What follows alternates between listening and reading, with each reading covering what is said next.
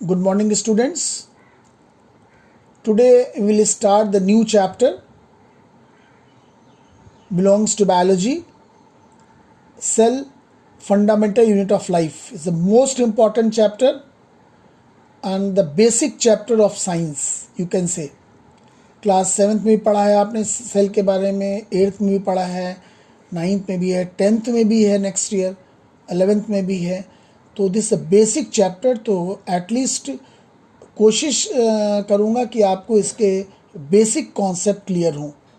It's very important.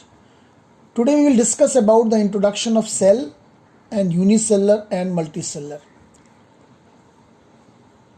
What do you understand from cell? Cell क्या है? Cell का comparison आप एक बिल्डिंग में, जब बिल्डिंग का फॉर्मेशन होता है, बिल्डिंग का कंस्ट्रक्शन होता है, तो उसमें जो ब्रिक्स यूज होती हैं उससे कर सकते हैं. मीन्स किसी भी ऑर्गेनिज्म की बॉडी, जैसे बिल्डिंग का फॉर्मेशन ब्रिक्स से होता है, उसी तरह प्लांट्स में और एनिमल्स में पूरी बॉडी का कंस्ट्रक्शन सेल से होता है. It means cell is the fundamental unit of life. जैसे पूरी ब्रिक से बिल्डिंग का कंस्ट्रक्शन होता है, उसी तरह plant cell found in the plants, animal cell found in the animals, उसमें इसका कंस्ट्रक्शन सेल से होता है, विच कंस्ट्रक्ट द बॉडी. अब बात आती है कि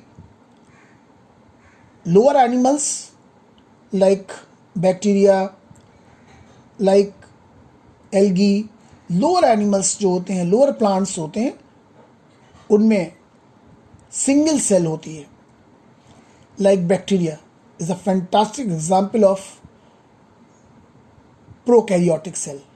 अभी आप पढ़ेंगे prokaryotic cell.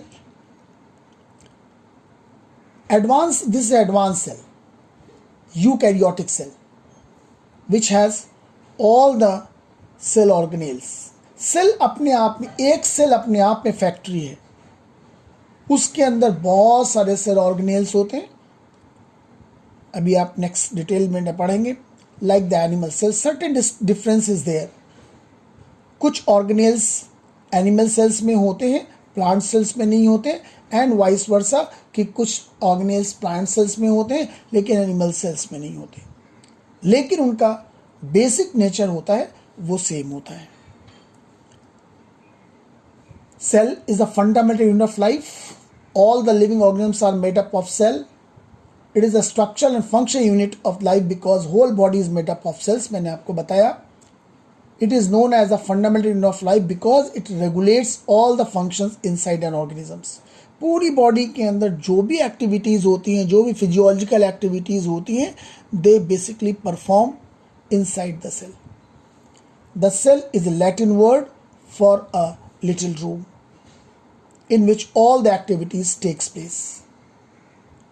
Robert Hooke was a scientist who discovered cell in year 1665. ये क्वेश्चन आता है, who discovered cells? अभी मैंने आपको बताया कि कुछ ऑर्गेनिज्म ऐसे होते हैं, कुछ जिसमें सिंगल सेल होती है, कुछ ऑर्गेनिज्म ऐसे होते हैं इसमें बहुत सारी सेल्स होती हैं. तो on the basis of the number of cell, organisms are classified into unicellular and multicellular. Uni means one, multi means many. Single cell organisms are called as unicellular. Multicellular organisms has number of cells. Unicellular organisms composed of single cell. Single cell constitutes the structure and entire function of the organism. एक single cell के अंदर सारी activities होती हैं.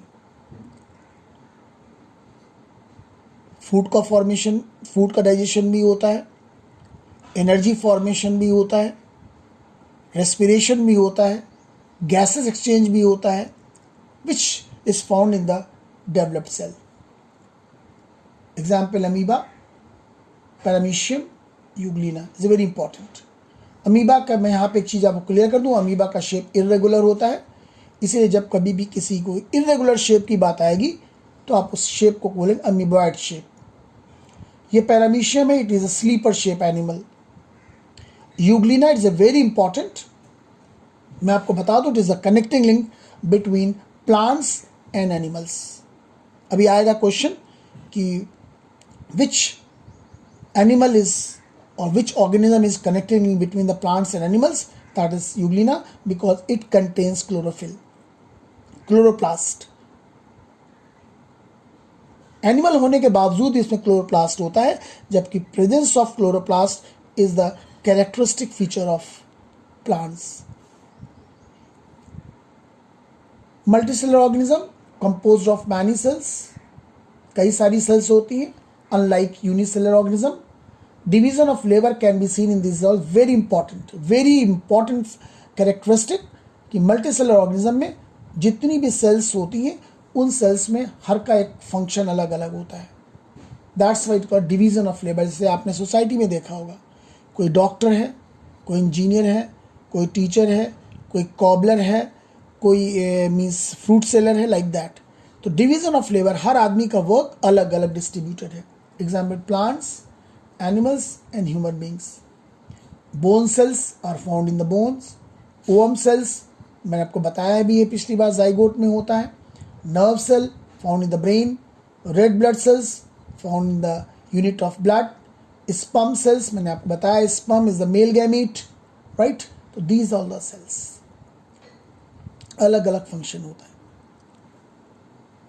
Cell structure, ये एक structure है that basically each cell has number of cell organelles, mitochondria, Golgi bodies, lysosomes, ribosomes, endoplasmic reticulum, and they are responsible for particular or certain functions.